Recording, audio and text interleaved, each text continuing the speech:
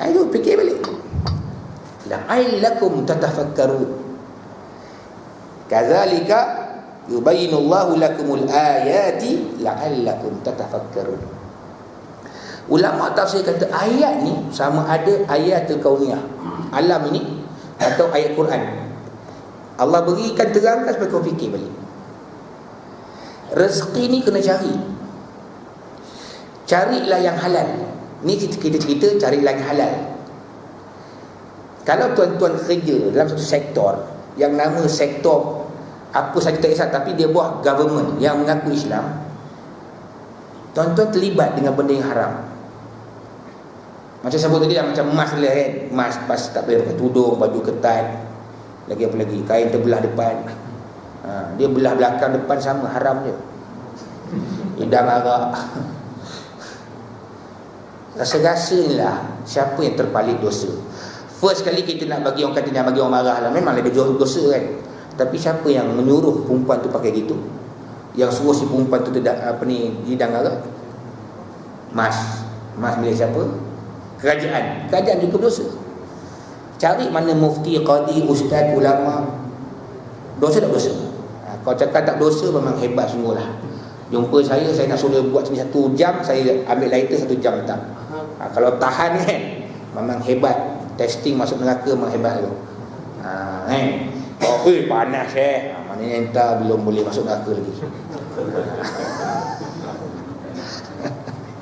Bunyi kasar Ustaz Azhar ni memang kena kasar. Kena tempat kena kasar juga. Sebab ulama-ulama kat Mesir, Al-Azhar pi dululah, bukan sekarang. Al-Azhar dulu. Bukan Ustaz Azhar, Al-Azhar. Ulama dia tengok ulama-ulama mengarut ni, dia marah dia tak, ajra'ukum alal fatwa, ajra'ukum alal nar. Kau berani kalau fatwa, kau lah yang paling berani masuk neraka. Artinya ulama-ulama dulu, kalau Quran dengan hadis dah sebut, ijma' telah kata satu hukum, jangan ubah-ubah kita. Kita menurut pandangan, ijtihad, boy. Kau boleh ubah lagi itu hukum Allah. Berani berfatwa, maka silakan berani untuk masuk neraka. Kena fikir. Tetapi orang yang cerita ni pula memang kerja dia halal, yang tinggal buat apa kerja halal tu. Tak boleh. Allah suruh cari. Okey, baik. Bila Allah suruh cari, maknanya apa yang dibuat oleh orang-orang sufi yang diceritakan oleh Ibnul Qayyim tu, mana salah lah. Satu, ada orang silap faham. Bila statement macam ni keluar, ustaz ni dia memang anti tasawuf, Wahabi. Itulah orang Melayu satu lagi, suka gelar orang, label. Kita tak kata pun tasawuf salah. Kalau saya kata orang Islam buat salah, adakah saya anti Islam? Orang Islam sekarang banyak buat salah, ustaz ni anti Islam. Sedangkan saya sendiri orang Islam kan. Saya membetulkan balik itu saja. Dr. Yusuf Al-Qaradawi, bukan Yusuf Nur, bukan Yusuf Hussein. Dia kata apa? Dia kata kita sekarang nak taslifu at-tasawuf dengan taswifu as-salafiyah. Mensufikan orang salafiyah dan mensalafiahkan orang-orang sufi. Itu saja. Maksudnya sinilah bahasa mudah, kembali pada asal, ikut Islam yang sebenarnya. Sebab itu bila tanya orang ahli tasawuf yang sebenarnya, dia akan tahu ada 2 aliran. Satu aliran sunni yang betul-betul ikut ajaran Nabi. Satu lagi falsafi, dia ikut falsafah Greek tu. Falsafah ni apa dia? Dan jangan cerita Greek lah, orang putih orang tak faham kan. Dia ikut pada falsafah hidup dia sendiri. Falsafah saya dunia ni banyak, contohlah falsafah saya dunia ni banyak melalaikan, maka dia buat conclusion sendiri tau, maka saya sisihkan diri pada dunia. Itu falsafah tu. Sedangkan Quran jawab lain. Quran kata kan, wabtaghi fima atakallahu daral akhirah. Pertama sekali carilah akhirat dulu. Tapi Allah sebut bawah tu, wala tansa nasibaka minad dunya. Okey, jangan lupa bagian kamu kat dunia. Okey, kata dah kaya, wa ahsin kama ahsanallahu ilaik. Buat baik macam mana Allah buat baik pada kamu. Dulu kau pakai apa dia? Honda C70, sekarang dah pakai Honda CR-V contohlah.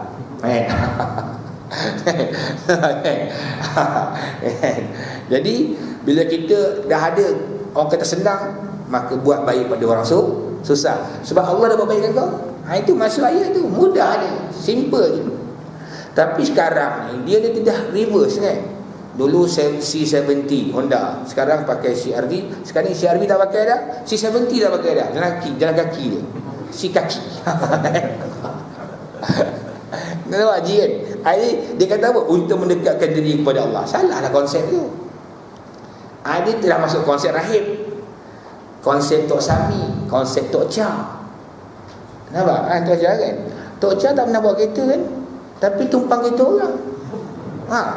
Saya nampak kan? Saya betul kata nyonya, dia bawa Tok Sami, dia kata nyonya, kau tak boleh buat Sami, haram, bukan haram.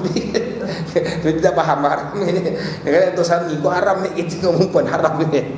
Nampak dia sini jalan kaki, itu tumpang kereta. Saya tengok tempat saya kan, kata orang Midah kat kawasan Cina ni, Tok Sami banyak kali dia. Tok Sami tak bawa kereta. Nampak tak? Itu agaknya orang bukan Islam dia pelik kan. Kita ustaz boleh bawa kereta. Boleh bawa motor, tak ada masalah. Boleh kahwin, ada anak pinak, dia tak ada. Sebab tu kita menung-menung balik. Kita dah belajar kan ayat kan. Wa kadzalika ja'alnakum ummatan wasata. Betul Quran kata kita ni umat yang wasat. Yang terbaik iaitu wasatiyah, maksudnya yang terbaik. Tidak melampau. Tak melampau macam kita belajar kan. Orang Yahudi tak melampau macam orang Nasrani. Yahudi sampai mengagung-agungkan dunia, Nasrani sampai mengagung-agungkan akhirat, sampai dibuang dunia terus. Yang Yahudi pula kejar dunia sampai lupa akhirat. Yahudi Islam. Kita tak balance. Nampak? Sama je. Baik. Ini tuan-tuan agama. Okey, itu cerita pasal dunia kan. Kita dah fikir hal dunia kita. Sekarang kita fikir akhirat kita pula. Okey, baik. Katakan kita sekarang ni hidup, katakan kita ada harta. So kita fikir akhirat. Kalau aku simpan harta ni, contoh kita aku simpan je harta ni, aku mati besok kan. Jadi anak aku jadi pewaris dia. So mana harta aku kat akhirat? Kita fikir balik. Oh, Nabi ajar kita banyakkan sedekah, infak. Itu harta ke akhirat yang sebenarnya kan. Okey, habis itulah kita fikir balik. Baik, banyakkan sedekah, banyak buat amal wakaf, sedekah jariah. Itu tuan. Jadi Islam ni ajar kita supaya wahyu yang turun, syariat yang turun, kita guna akal fikir balik untuk pembangunan dua. Pembangunan hidup dunia, pembangunan hidup akhirat. Kita sedih hari ni banyak cerita pembangunan dunia. Akhirat kita lupa. Kita lalai sebenarnya. Kita lalai. Cerita pembangunan seronok. Contoh pembangunan ni, jangan ambil contoh lain lah. Tak nak cerita shopping complex, nak cerita stadium lah. Cerita masjid cukup. Betul kan? Kita akan bangga, Malaysia sebagai sebuah negara Islam punya masjid yang begitu banyak, canggih, besar. Dulu kayu, papan, sekarang batu. Sekarang bukan lagi batu, sekarang besi, kristal, malah. Dia dah lalai. Tapi kalau dalam tu, sembahyang jemaah apa orang? Kuliah maghrib dan subuh berapa kali? Itu ustaz cakap tu, apa yang boleh bercakap? Hari ni belajar sunnah potong kuku. Itu boleh ustaz. Bagus tak? Banyak orang tak faham. Itulah sunnah apa lagi? Sunnah mengikat serban, sunnah membela janggut. Itu. Bukan saya nafikan. Ada tak orang cakap, ustaz ni menghina sunnah. Kita tak nafikan. Benda-benda tu very simple tuan. Sangat basic. Macam ada kawan saya tu, Datuk ini kat wilayah, kat Kuala bukan kat Selangor, kat wilayah. Saya ada tazkirah je lah. Pasal wilayah tak boleh khutbah. Lepas tu saya sebulan sekali dekat wilayah je untuk tazkirah je. Khutbah tak boleh. Saya pernah lawan tu. Khutbah sekali je boleh. Tak boleh tak lagi lah. Sebab dia tak bagi orang berkhutbah. Dia suruh orang baca khutbah. Tak apalah. Itu cerita lain lah kan. Dan cerita baik tuan-tuan, bila khatib baca khutbah, jadi saya pula mendengar lah. Pasal dia tazkirah kan. Cerita bab semayang. Habis solat Jumaat, apa jemaah cakap saya, ustaz, tadinya khutbah I think very basic ustaz. Dia kau butik memanglah lepas sembahyang kan. Jadi dia kata, saya bukan marah sebab agama, tapi janganlah basic sangat. Kita hidup bertahun dah, agama kembang kat Malaysia pun lama dah kan. Takkan cerita benda very basic. Itu dia. Sampai kat gitu. Dia nak cerita pun tak, kita hanya sibuk sebab masjid cantik, canggih kan, letak saja tapak tangan air meleleh. Kita lupa ramai Rasulullah lu masjid ala kadar dia. Tetapi hidup, sebab setiap kali lepas Nabi solat, Nabi akan beri peringatan pada manusia. Peringatan tu kalau sahabat dengar basah pipi tuan. Kita sekarang bukan basah pipi, basah bibir. Meleleh ahli basi. Basuh bibir. Dah habis dah. Nampak tuan. Yang ni basah pipi. Sebab menangis. Terkesan pada hati mereka. Bila Rasulullah berbicara, masuklah hati mereka. Tindakan ialah mereka beramal. Kita kalau ustaz kata itu, ustaz kena jerkah, kena marah, kena maki hamun, kena berhenti mengajar, semua cukup. Tanya Ustaz Fadul Rahimi kalau dia tangan. Saya kena angkat lagi, suruh berhenti kuliah dulu-dululah. Ni sebelum 2008. Jadi itulah cerita. Kita sibuk pembangunan yang luar-luar, kita lupa pembangunan dalam yang Nabi tinggal kita ni. Pembangunan insan. Yang mana manusia Abu Mas'ud Al-Badri daripada yang zalim sampai pukul, sepukul-pukulnya orang gaji khadam dia, sampai bagai nak rak yang Nabi sebut, ittaqillah ya Aba Mas'ud. Dia buat lagi, ittaqillah ya Aba Mas'ud. Nabi kata, takutlah Allah. Tengok belakang, ya Allah, kata Abu Mas'ud Al-Badri, rupanya Rasul menegurku. Aku rasa malu, kata dia. Akhirnya aku kata, ya Rasulullah, aku akan bebaskan hamba ni sebab nasihat engkau. Subhanallah. Immediately, kata orang Banjar, serta merta, nampak tak? Serta merta mereka berubah. Banyak lagi contoh lain. Sambung masuk dalam forum. Kalau begitu hari ni orang tahu dah. Tak sebut. Nampak tak? Jadi itu tarbiyah, didikan, pembangunan daripada sudut kemanusiaan. Bukan kita tolak pembangunan material, tak tolak. Kita tak kata haram buat MRT, tak. Yang kita kata haram naikkan tambang LRT. Tengah orang susah, itu aja. Kita tak kata haram buat apa dia, jalan raya, highway. Yang haramnya pasal tol tu tak turun-turun lagi. Itu je lah, ceksa orang. Kita tak kata cukai itu salah, tapi sebab semua orang kena. Orang kaya kena, miskin juga kena, itu saja. Jadi masyarakat kita sayang, dia tak faham yang tu. Tuan-tuan faham lah, pasal tuan-tuan belajar dengar kuliah kan, faham. Yang kita kesian ni orang tak faham. Sebab dia baca marhaban berzanji, itu je lah. Dia sian je. Contoh kalau Nabi hidup, Nabi marah kan. Oh, marhaban tak habis-habis ni, banyak lagi kerja yang kena buat, aku suruh kau tak buat kan. Itu. Baik.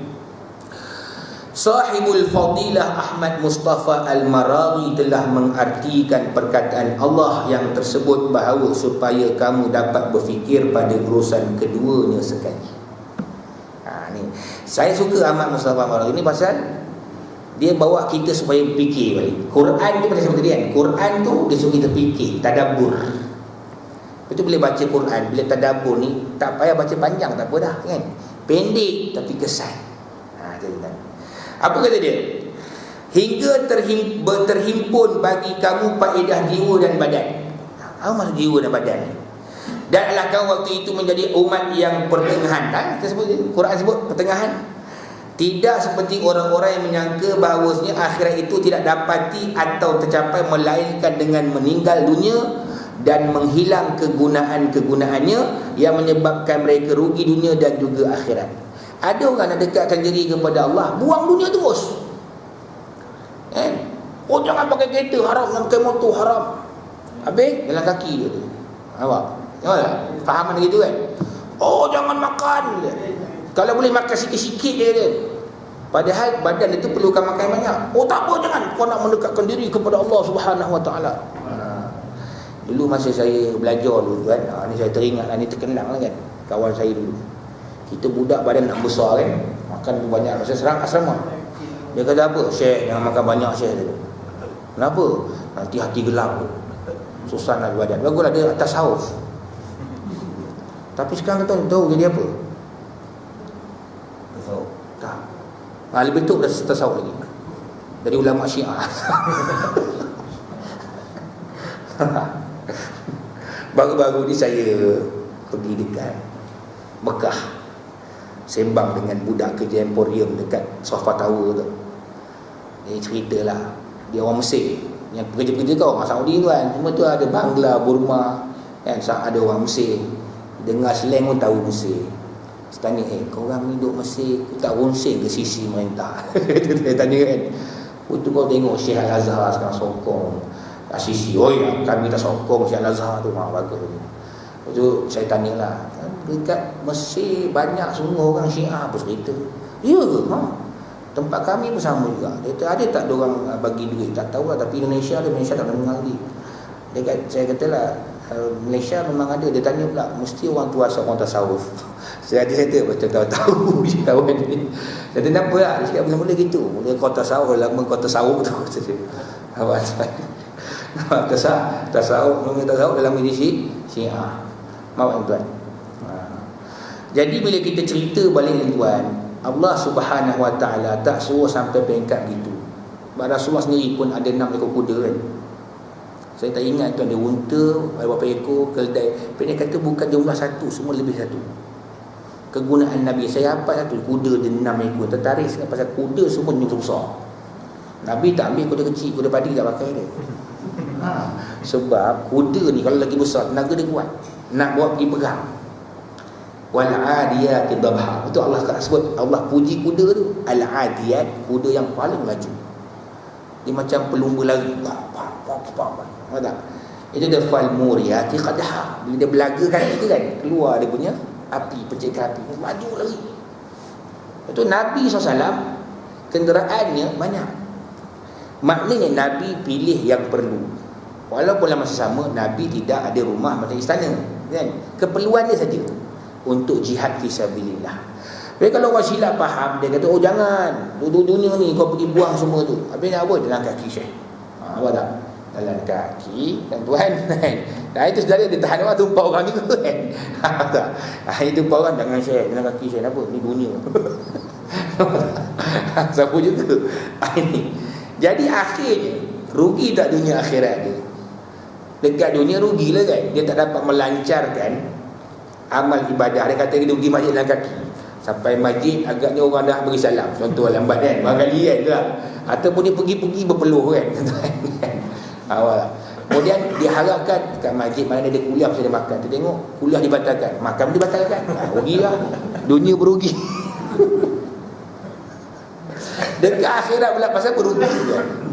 Pasal berugi. Dia buat amal ibadat kena buat. Tak, pasal dia telah salah faham terhadap agama sehingga orang pun sesat macam dia juga. Rugilah ke akhirat kan. Pasal dia ajar orang macam tu. Kan, kau jangan makan tu, jangan makan ni kan. Apa nak dekatkan diri kepada Allah Subhanahu Wa Taala. Baik. Dan tidak pula seperti orang-orang yang menghadapi kepada kelalatan dunia semata-mata hingga rosak binasa budi pekerti mereka. Ada Yahudi gitulah kan. Nak kejar dunia jadi kapitalis. Yang kaya bertambah kaya, yang miskin bertambah miskin. Kan? Dan gelap gelita jiwa-jiwa mereka. Sebab apa? Mengamalkan riba. Maknanya meneruskan sistem yang zalim. Orang tak ada duit, lepas tu pinjam dia orang. Kita ambil peluang orang susah, kita tindas dia. Betul dalam Islam, kita tahu orang susah, kita tindas dia, itu zalim tu. Nampak? Kita sengaja sorok beras, besok beras tak ada, kita berkeluar. Tapi saya jual mahal sikit lah, 2 kali ganda harga dia. Faham tak? Dia panggil apa dia, monopoli. Sesuatu barangan dalam Islam tu dilarang. Nabi larang. Nampak? Kita sengaja nak melakukan kezaliman. Islam cukup larang benda itu. Baik. Dan jadilah mereka itu seperti keadaan binatang-binatang, rugi dunia dan akhirat. Nah, dekat dunia Allah Ta'ala murka dia sebab hidup dia macam binatang. Dia fikir makan. Betul, banyak ada ustaz marah, oh nak cari makan. Jangan, cari rezeki yang betulnya. Kalau cari makan ni tu lembu. Tanya lembu, kau berapa lembu? Cari makan. Cari rezeki lembu. Rezeki tu apa? Dia tanya kita balik. Susah jawab. Sebab tu jangan kita panggil cari makan, cari rezeki. Baik. Rugi dunia, rugi akhirat. Ayat ini dan ayat yang seumpamanya menunjukkan bahawa agama Islam ialah satu agama yang memimpin ke arah keluasan fikiran. Tok Syekh Mustafa Marari dia kata apa? Islam ni dia ajar orang jadi cerdik tuan-tuan. Malah Islam ni menjadikan kita sebagai orang educated. Dr. Okada Kamal daripada Jepun. profesor kan. Dia kata Islam adalah hadiah terbesar daripada Allah untuk saya. Bayangkan tu, orang cerdik, profesor masuk Islam. Jepun susah masuk Islam kan tuan. Saya tanya pengalaman tu saya tanya orang lama Jepun ni, kenapa susah orang nak masuk Islam kat Jepun, sedangkan orang Arab ramai. Ada orang Arab tu dia kahwin dengan orang Jepun barulah boleh masuk Islam. Nampak? Dia kaji, dia kata apa tahu, orang Jepun ni tuan, dia tak nak cakap, dia tak nak cerita pasal kehebatan Islam, kehebatan para sahabat. Tak mau dengar, bukan dia sombong. Nak tengok kita amal ke Islam baru dia percaya. Jadi saya pun tak faham tak macam mana dia nak suruh kita amalkan. Macam ni kata dia, contoh kan, kata dia, kita kat sana ada masjid, bila sembahyang Jumaat kereta bersepah sampai orang jalan pun jadi sempit kan, nampak? Cuba susun kata elok. Anda tengok tu, dia tahu disiplin Jepun ni. Dia kata pun nampak Islam tu hebat, nampak tuan-tuan. Sampai peringkat gitu Jepun ni. Dia mana Jepun ni, masyarakat dia bukan jadi masyarakat nak dengar teori, dia nak melihat praktikal. Satu bila sesuatu berislam, ajaran Islam boleh diamalkan dan berjaya, maksud dia berjaya. Kata sistem muamalah Islam dia percaya. Sebab tengok sistem muamalah Islam ni berjaya untuk tidak menindas orang. Berjaya untuk tidak menindas orang. Maka dia pun terimalah sistem tu. Dia minta orang yang bahagian muamalah Islam ni cuba talk kat dia tentang muamalah, sistem muamalah dalam Islam. Subhanallah. Itu dia. Yang jenis Profesor Kiado dia lain, dia kaji. Nampak? Dia kaji, dia lihat. Jadi nak cerita balik para hadirin sekalian, Islam ni kalau kita anut Islam betul-betul, kita pandai dalam iman ni. So dia suruh kita fikir dunia, dia suruh kita fikir akhirat. Dia tak suruh kita fikir akhirat dia, dan dia tak suruh kita fikir dunia je. Satu salahnya bila mana orang kata Islam ni cerita bab akhirat, dia salah. Islam cerita bab dunia. Bila dia kata kau ni tak pentingkan ilmu akhirat, apa dia ilmu akhirat?